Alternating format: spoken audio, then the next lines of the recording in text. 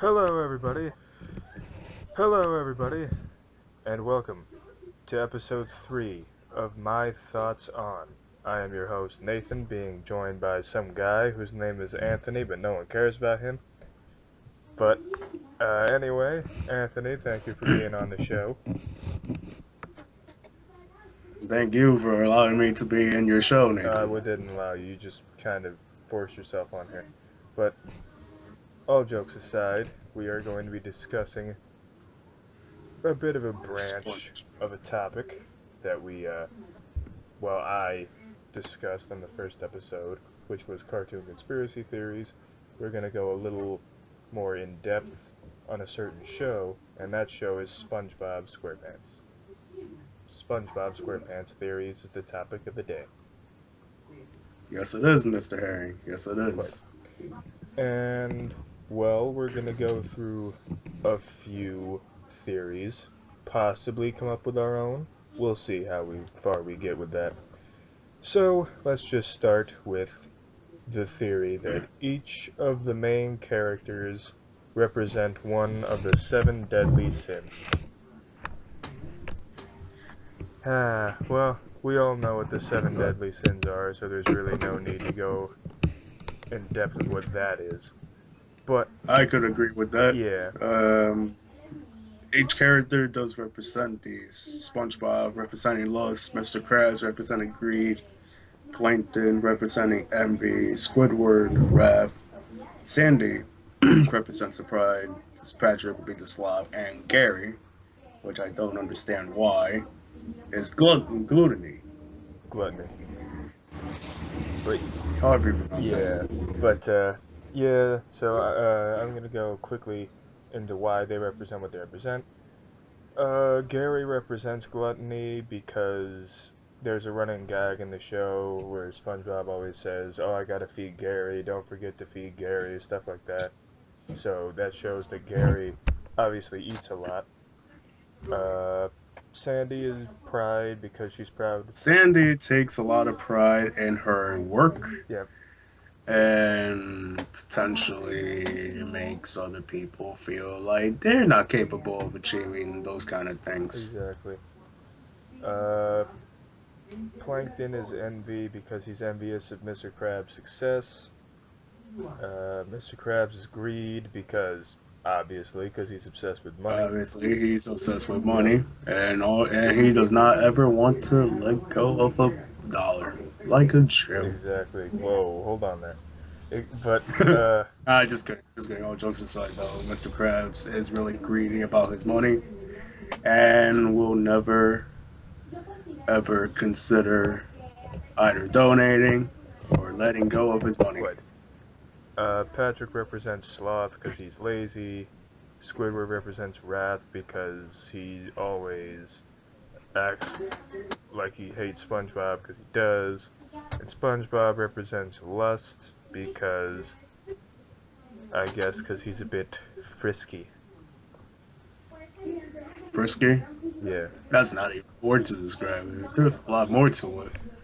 Is there? Care to Yes. elaborate? Well, SpongeBob. Well, this is one of my theories, though. Um, there is a theory created by me that SpongeBob is attracted to Squidward. How I know that is because SpongeBob is constantly attempting to spend time with him, like always trying to be on his side, doing the activities that only SpongeBob likes, not activities that Squidward likes. Makes sense. There are other beliefs that SpongeBob is attracted to Patrick because, well, obvious, because they're always Yeah, around. that's more of a bromance though.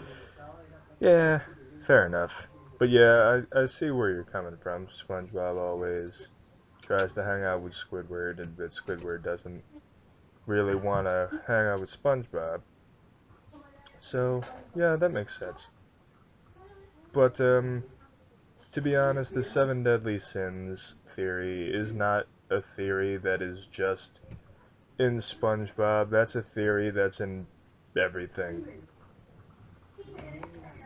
Yeah, you can find that in generally, generally anything. I mean, and it doesn't necessarily mean that it's true at the same time.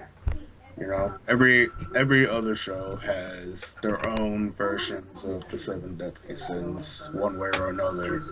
Whether it's obviously represented like SpongeBob is, or other shows, which I can't seem to recall any names of. You know, they might not have the same, like they might not be so obvious about those deadly sins. Exactly.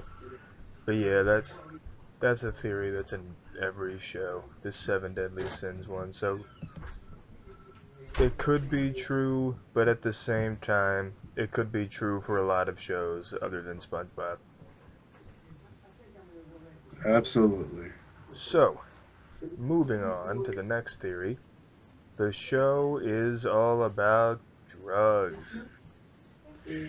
Drugs. Yeah, What do you mean by drugs? well, the theory is that all of the main characters are drug addicts. SpongeBob is on meth, which is why he always acts so crazy. Patrick is a stoner, which is why he's so lazy. Squidward is on heroin, which explains his manic behavior. Mr. Krabs is on cocaine.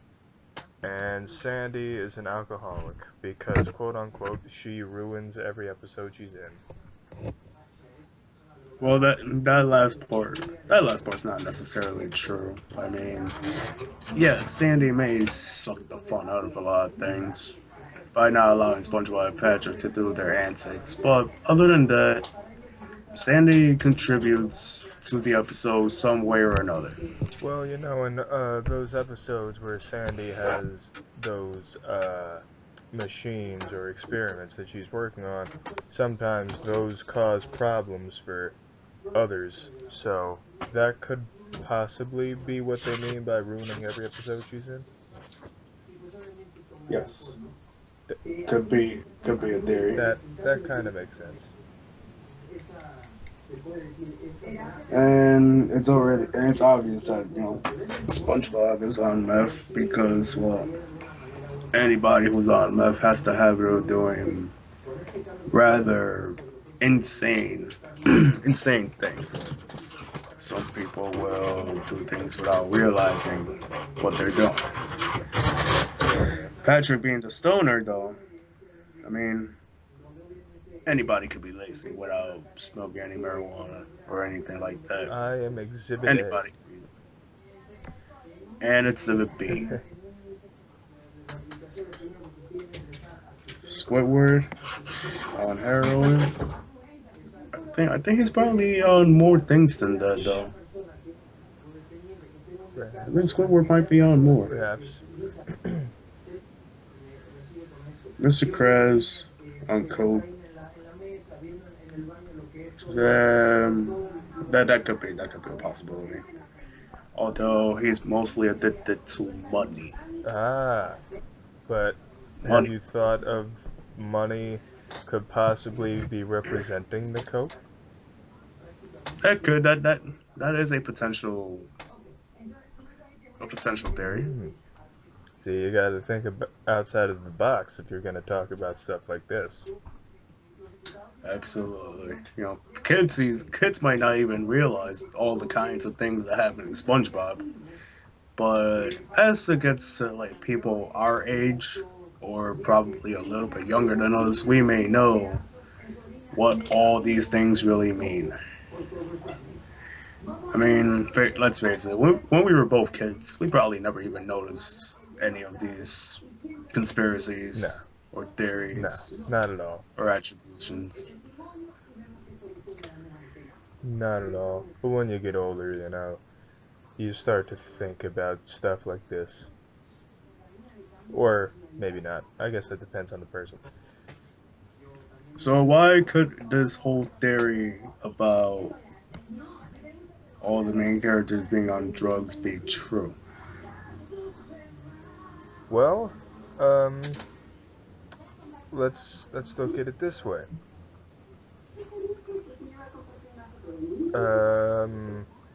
There could be a few reasons, but the one on the source that I'm looking at is the whole show looks like an acid trip, and, you know, the Krabby Patties could symbolize a drug, perhaps?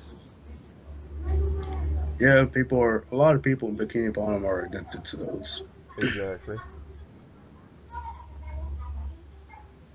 And Which might represent Mr. Krabs as some kind of kingpin, quote unquote. exactly.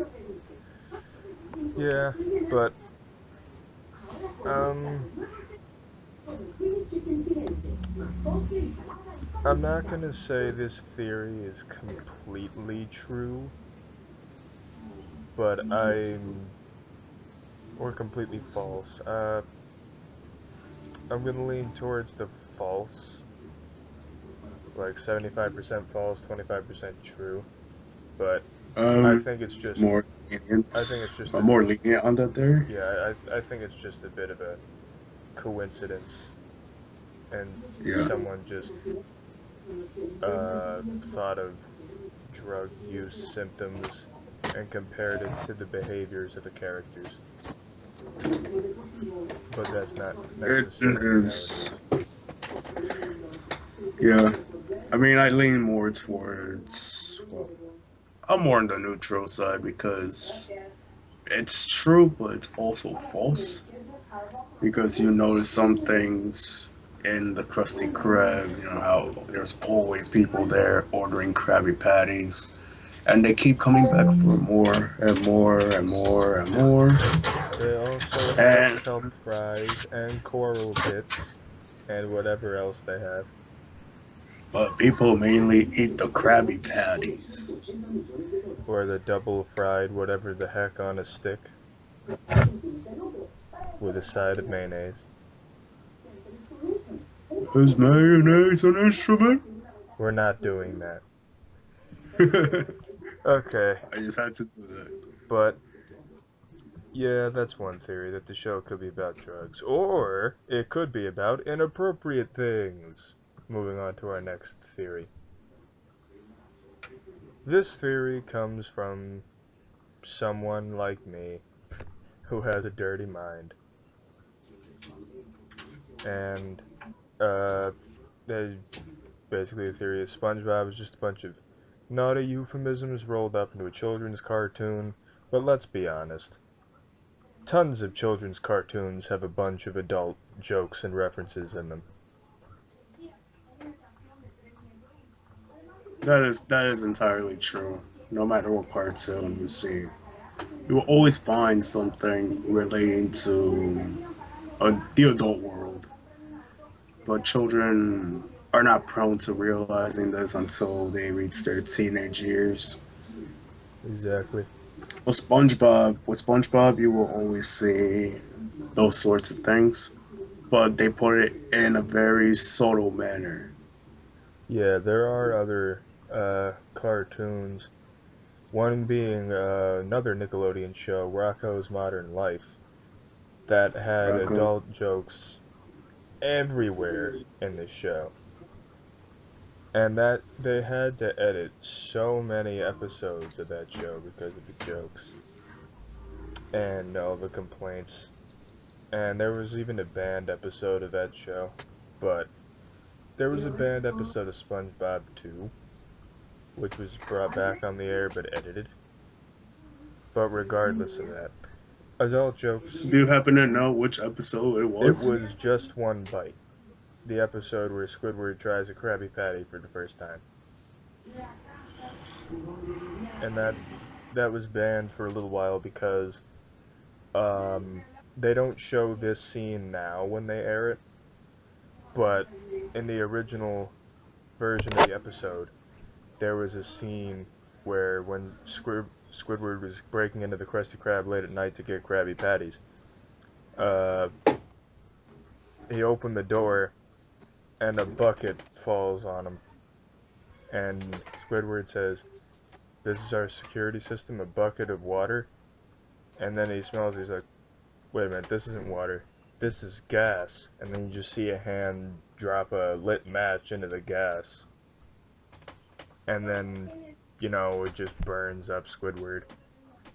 And then he goes into the kitchen, and the same thing happens.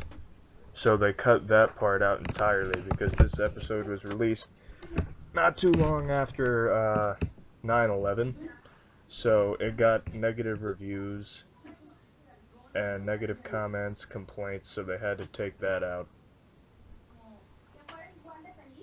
But yeah, that was originally in the episode. Now I recall it because I hadn't seen it in years. Yeah, The last time I saw that, it's that same episode. It just showed Squidward.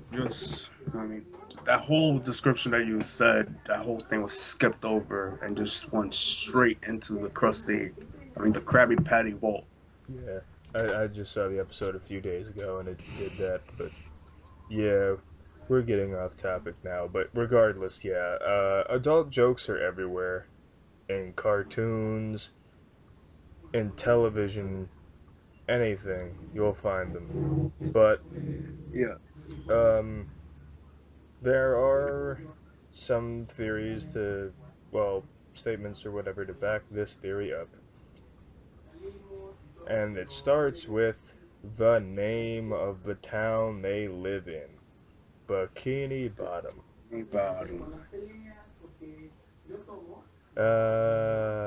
Boy. But integrate the name Sandy Cheeks in Bikini Bottom. Yep. And there's Cheeks, yep, bottom, and crabs, because crabs. because that is just a disease. Yep. There's also a term that a sponge catches sperm. SpongeBob is a sponge that catches jellyfish. There you go. SpongeBob is an absorbent item in Bikini Bottom, saying he's a tampon.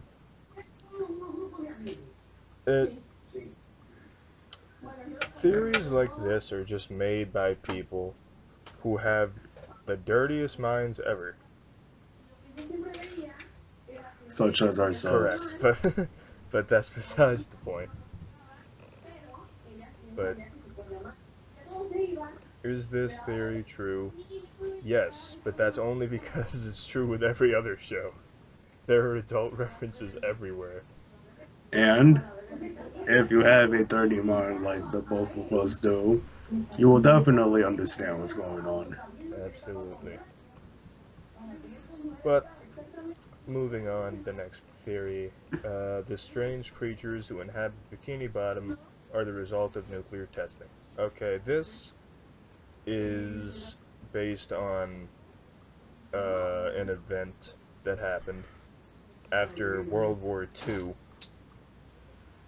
that there were nuclear tests performed on something called the Bikini Atoll, and the atoll looks a lot like the island that is shown right above Bikini Bottom in the show. So the theory is that the nuclear tests performed on the atoll are what caused the entirety of SpongeBob, pretty much. They mutated to undersea life, and they gained some sort of intelligence to be able to build the whole city of Bikini Bottom, and they live like regular people underwater. That is something I could agree with. I mean, let's face it. In any cartoon, they'll try to do anything silly to make these cartoons funny for the children. In addition to it, there's also some things that are extremely questionable, like such as events that don't typically happen underwater. For example, the episode when SpongeBob and Patrick stole a balloon, and they made a fire underwater. My favorite is the episode where it was the episode with the house party, and Patchy like dropped off an invitation, and of course the writing was all smudged because underwater, ink smudges. So SpongeBob's like, Yes. whoever sent this invitation obviously has no idea of the physical limitations of life underwater. Well, time to throw this in the fire, and then he throws it in the fire, which completely contradicts what he just said. It does contradict it. I mean, at least the animal, at least the creatures underwater, they're smart enough to know that. And they had to be smart enough to take a bunch of uh, garbage at the bottom of the sea and make a whole city out of it. Yeah. I mean, SpongeBob's house is a pineapple for crap's sake, and Patrick's house is And a frickin' rock. There's most of the houses are basically the exhaust pipes from yeah, boats. nothing in Bikini Bottom looks nice. For God's sakes, the only thing that looks nice is Sandy's tree dome, Yeah, and Sandy and that's a tree inside an air dome and underwater. Sandy's not even a fish. So Yeah, she is a squirrel. so here's something to think about with that theory. Sandy is not originally from Bikini Bottom. So if everything that theory states is true, how does Sandy get the intelligence she has? Because she's not under the water originally when all this was going on. That is pretty questionable. I do sometimes wonder why they made Sandy intelligent out of all the animals.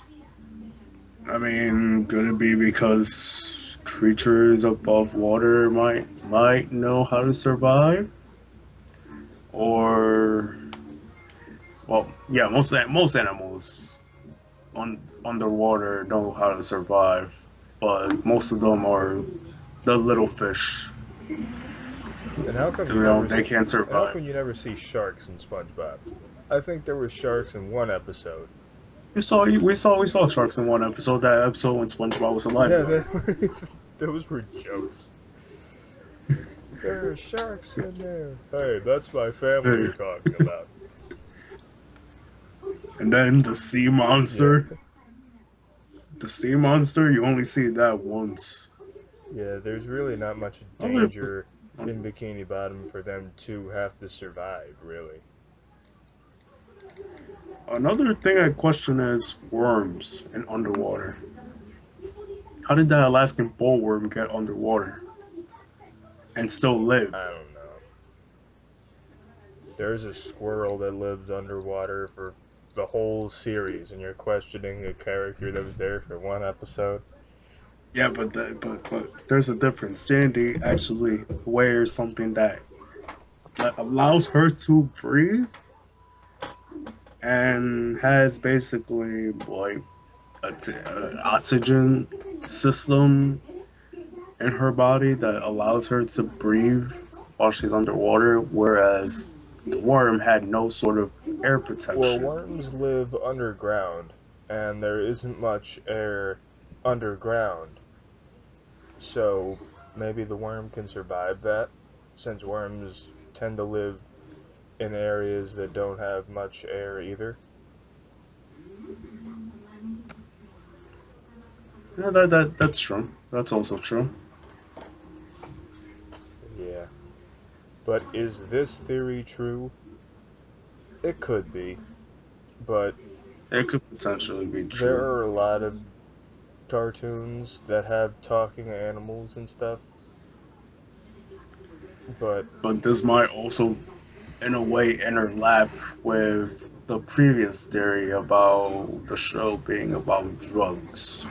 perhaps. It could correlate with the other theory because you must also recall any when you're exposed to radiation. Well, this is a conspiracy theory. It may not be true, but people say that if you absorb any sort of radiation, you will gain superpowers or supernatural abilities. Exactly. So it might be true, but there could be tons of explanations as to why sea creatures could be talking and stuff. And the last theory, I think. SpongeBob is actually the most gifted person in the world. According to this theory, SpongeBob is the most gifted yet underachieving creature, and the evidence to back that up is, well, a couple episodes. In the episode Artist Unknown, he creates a brilliant statue with one stroke of his hand. In Band Geeks, he helps teach and pull together Squidward's band overnight, and they do a fantastic show the next day, and he's great at bubble blowing with all the different shapes and animals and whatever else he can make. But the theory also states his only significant problem seems to be an overactive imagination, and undying optimism, which tend to get him into trouble. But uh, it makes sense, at least in the earlier episodes. SpongeBob did show he had potential to be a genius of some sort. In the newer episodes, not Yes. so much. He's just In stupid. the newer episodes, he's represented in a more like the something of the below average population, Yeah, where they don't, where they may show the potential intelligence, but at the same time, that intelligence may not be where it's supposed to be. For example, how, where SpongeBob presumed that Patrick's head, in the episode where Patrick fell off a cliff and lost his brain in a field of other coincidentally cone-sized that was a brains, stupid episode. which SpongeBob was close. At the same time, he wasn't. He just basically perhaps used some sort of geometry to attempt to figure out where Patrick's head was. In addition, I mean, SpongeBob did show a lot of intelligence and a lot of leadership as well when he formed, when he basically forged Squidward's band overnight to sing "Sweet Sweet Victory." Exactly. Yeah, I agree with this one. SpongeBob, he did show that he did have potential being a genius. Not anymore though. They ruined that. The creators of SpongeBob basically dumped him down. Yeah, a lot. But Like, in the earlier episodes, definitely he definitely had a brilliant mind, and he did things that were unimaginable and unattainable by most. yeah, I mean, come on. How many people know how to create art with only one shot? It's impossible. Exactly. But we are talking about cartoons. That is true. I mean, I've never even seen that in a cartoon. That's the only cartoon I've seen that happen. Yeah, true. But yeah, that's pretty much all I have for theories. I probably have one more theory, or more of a question. Yes. Is SpongeBob attracted to Squidward in any shape or form? Well, we did touch on this a bit earlier. We did touch this up on this a bit earlier, but you do notice a pattern in most episodes where SpongeBob is always on, asking what Squidward is doing. There was this one episode where SpongeBob said goodbye to Squidward twice. I can't recall which episode it was. Oh, I remember the episode. In addition, Squidward, well, SpongeBob doesn't realize, which is basically true in humanity as well, because you know how some people, when they fall in love with somebody and that other person keeps doing bad things to you, you're basically love struck. You don't ever realize that they did not or will never be attracted to him. Yeah, it makes sense. Yeah, it's possible that SpongeBob has a crush on Squidward, and he can never take the hint that Squidward doesn't feel the same way. But that's life. But yeah, that does make sense.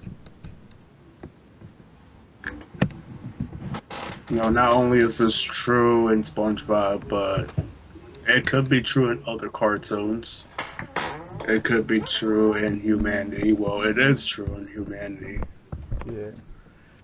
But this is a SpongeBob episode, so we're not going to talk about real life. That is true. Yeah. But, yeah, that's about all I have to say about the topic. Yeah, that's all that I pretty much just have always wondered throughout my life as I watch SpongeBob. Let's see. So overall, my thoughts on SpongeBob theories. They're just like any other theory. They could be true, they may not be true, but I'll go through them one by one real quick again.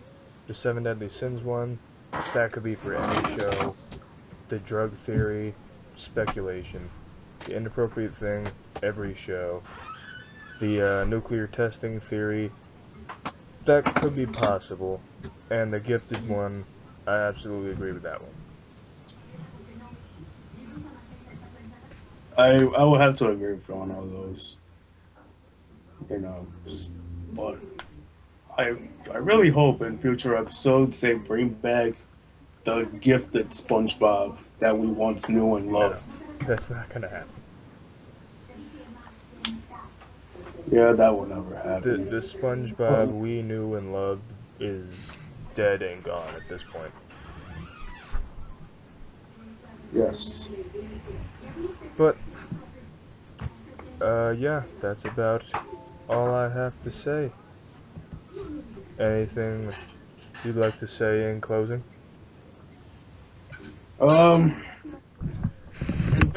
Basically, all these SpongeBob theories, including there could be more SpongeBob theories around there, but those 5 that we've listed are the top theories that we currently know to this point. Right, and there probably are more theories. People are continuously creating more theories. But we don't want to have a 3-hour show, so. That is true. But yeah, Anthony, again, thanks for being on the show. You're welcome. I hope I am able to join you in any future episodes. I allow it. But, yeah, that's about it. If y'all watching this have any suggestions for topics or want me to go in depth on anything that I've already talked about in the show, which isn't much, but yeah, feel free to let me know, and if you would like to join me on an episode, let me know as well. So